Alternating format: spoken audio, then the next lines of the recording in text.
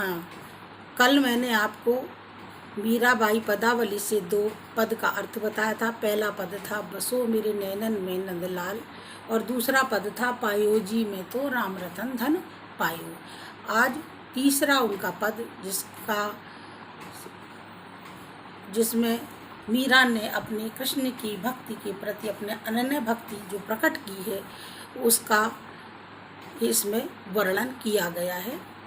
मायरी में तो लियो गोविंदा मोल, यानी मीरा अपने कृष्ण की अनन्य भक्ति के बारे में कहती हैं कि मायरी में तो लियो गोविंदा मोल, कोई कहे छाने कोई कहे चुपके लियो बजंता ढोल, और कोई कहे मुहगो कोई कहे सूंगो लियो तराजू तौल, कोई कहे कारो कोई कहे गोरो लियो री अमोलक मोल, याही को सब जानत हैं लियो री आँखी खोल, और मीरा को प्रभु दर्श दीनो पूर्व जन्म की कौल। यानी प्रस्तुत पद जो है इसमें मीराबाई श्री कृष्ण से अपने सच्चे प्रेम को निसंकोच भाव से स्वीकार करती हुई कहती हैं कि मैंने तो श्री कृष्ण को गोद ले लिया है, मोल ले लिया है।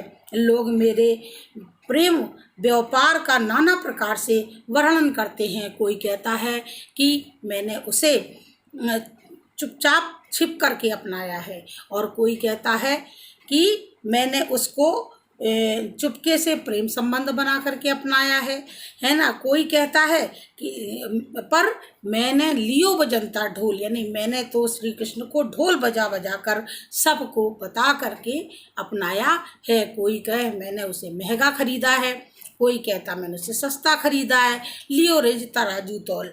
लेकिन मीरा कहती हैं कि मेरा ये सौदा जो है वो बहुत ही बड़ा महंगा है, और कोई कहता है श्री कृष्ण सस्ते में मैंने ले लिया है। सब प्रकार से जांच परख कर ही मैंने ये सौदा किया है, तराजू से तौल करके मैंने उनको स्वीकार किया है।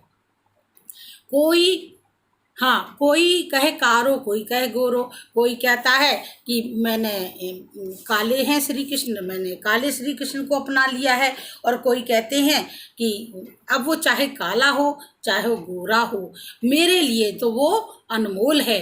यानी लियो री अमोलक मोल, मैंने उसे अमोलक मोल यानी अनमोल मूल्य चुका करके मैंने उसे लिया है, और जिसे मैंने हृदय की तराजू पर तौल करके सोच करके समझ करके अपनाया है, और अपने हृदय जैसी अमूल्यवान वस्तु देकर मैंने इसे खरीदा है। सभी जानते हैं श्री कृष्ण को आंख बंद करके अंधविश्वास के साथ उसे नहीं लिया जा सकता।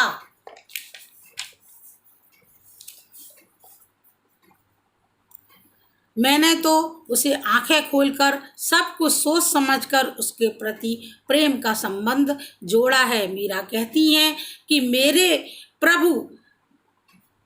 मीरा को प्रभु दरस दीनियो पूर्व जन्म की कौल। वो कहती हैं कि मेरे प्रभु से मेरा पूर्व जन्म का वचनबद्धता है, यानी मुझे तो पूर्व जन्म में ही श्री कृष्ण ने वचन दिया था, और वचन दे करके अपने वादे को पूरा किया है। यानी उन्होंने मुझे दर्शन दे करके इस जन्म में अपने वचन को निभाया है, और मुझे दर्शन दे करके मुझे कृतार्थ किया है। इसमें मीरा और कृष्ण के पवित्र प्रेम की झांकी इस पद में दिखाई देती है।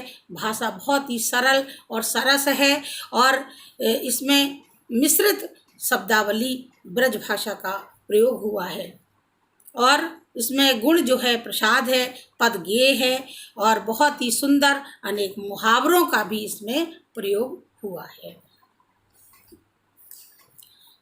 चौथा पद है मैं तो सांवरे के रंग राची।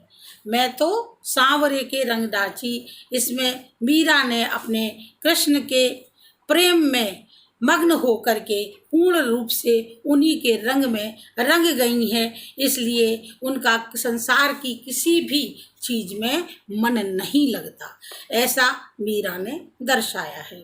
मैं तो सांवरे के रंग रांची, साज श्रृंगार बांधी पग घुंघरू लोक लाज तजनाची। क्या कहती हैं कि मीराबाई कहती हैं कि मैं तो सांवले कृष्ण के रंग में रंग गई हूँ, और उनके प्रेम में मैं आत्म विभोर हो गई हूँ। मैंने लोक लाज सब छोड़ दी है। मुझे लोक लाज छोड़ करके मैंने पैरों में घुंघरू बांध लिए हैं और मैंने सारी लोक लाज तज करके अपना पूरा श्रृंगार किया है और मैं पैरों में घुंघरू बांधकर कृष्ण के प्रेम में नाच रही हूँ। और गई गुमति लई साधु की संगति, यानी मेरे अंदर की सारी बुराई खत्म हो गई है। मैंने साधुओं की संगति से मेरे हृदय की सारी कालिमा जो थी, बुराई जो थी, वो मिट गई है और भगत रूप भई साची, और मेरी बुद्धि जो है वो कृष्ण की भक्ति में सच्ची मतलब लीन हो गई है और मैं कृष्ण की सच्ची भक्त बन गई हूँ। मैं प्रभु श्री कृष्ण का नित्य गुणगान करती हूँ। गाय गाय हरि के गुण निस दिन काल ब्याल हूँ बाँची, यानी मैं निस दिन यानी प्रत्येक दिन कृष्ण का गुणगान करती हूँ और मैं उनके ही गुणगान करते हुए मैं काल ब्याल हूँ बाँची, यानी मैं काल रूपी सर्प के चंगुल से भी बच गई हूँ। कहने का मतलब ये है कि मुझे अब कोई भय नहीं रह गया है। उण बिन सब जग खारो लागत, उण बिन मन उनके बन, श्री कृष्ण के बिना मुझे संसार जो है वो खारा लगता है, यानी बेकार लगता है, नश्वर लगता है और बात सब कांची और सारी बात जो है वो झूठी लगती है। ये संसार के जो है वो कृष्ण के बिना मुझे सारा संसार सूना लगता है, बेकार लगता है और उनके अलावा सारी बातें जो हैं वो व्यर्थ लगती हैं। और मीरा श्री गिरधन लाल सु भगत रसीली बाँची, मीराबाई कहती हैं मुझे तो कृष्ण की भक्ति में ही आनंद आता है और संसार की सारी वस्तुएं मेरे लिए बेकार हैं, उनमें मुझे कोई भी आनंद नहीं आता। यानी कहने का मतलब ये मेरे लिए सब कुछ मेरे कृष्ण ही हैं, क्योंकि उनकी भक्ति से ज़्यादा मुझे और कोई भी चीज़ आनंदित नहीं करती है। इसलिए मीरा कहती हैं कि मैं तो कृष्ण की ही उपासिका हूँ और वही मेरे सच्चे स्वामी हैं। आगे 5वां पद इस प्रकार से है, मेरे तो गिरधर गोपाल दूसरो न कोई।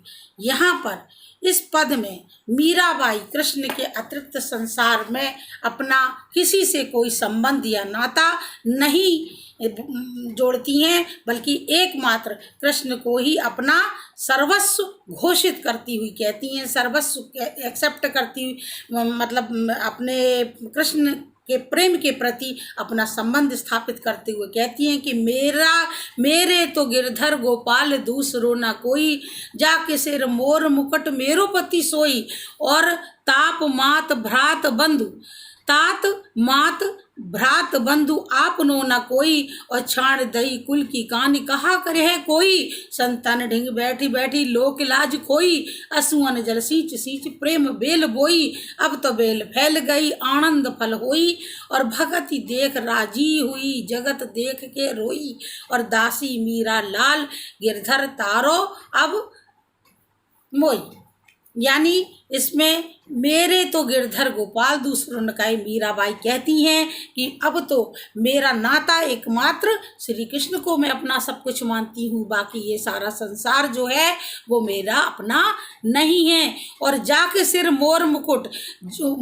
पर मोर मुकुट धारण करने वाला श्री कृष्ण ही मेरा पति है, और तात माने पिता, मात माने माँ, भ्रात माने भाई, बंधु माने परिवार। मेरा माता पिता भाई परिवार कोई नहीं है, मेरा अपना कोई नहीं है, कि मेरे तो सब कुछ श्री कृष्ण ही हैं, यानी संसार में मेरा किसी से कोई संबंध नहीं है।